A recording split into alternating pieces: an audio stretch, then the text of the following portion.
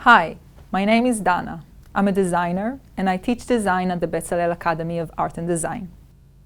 In this course, we'll talk about design-driven innovation. Now, there isn't one formal explanation to this term. It hasn't been officially coined by one influencer, and if you ask 10 different people what design-driven innovation means, you might get 10 different answers.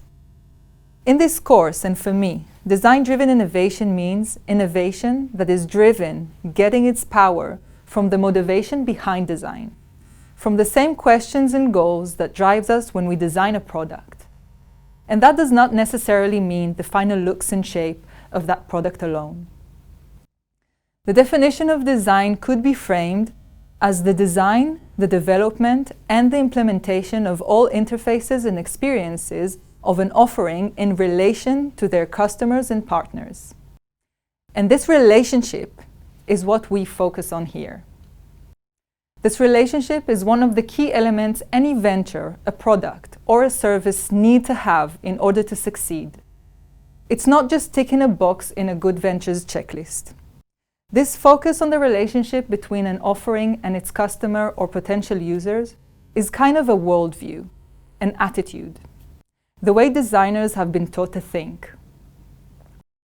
It is the fundamental responsibility designers have to connect, create a bridge between technology and user, between humans or even animals and plants, and the services, materials, new processes. And this drive to make these connections good is what makes design so important to the innovation process and to the entrepreneur and his offering. In order to practice this drive, we will learn and develop a unique mindset that will help us observe the world from different angles, wear all sorts of hats, dialogue and empathize with different environments and users, and come up with ideas that take into account not only advancements, for example, in knowledge or technologies, or what people might be attracted to, but the true needs of our users, the market, or even the planet.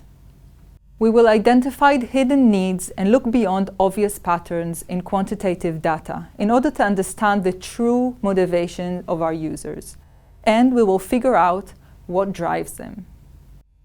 With this mindset, we will reveal authentic pains and come up with surprising, original opportunities that will articulate long-lasting relationships between products, new services or cutting-edge technologies, and the real world.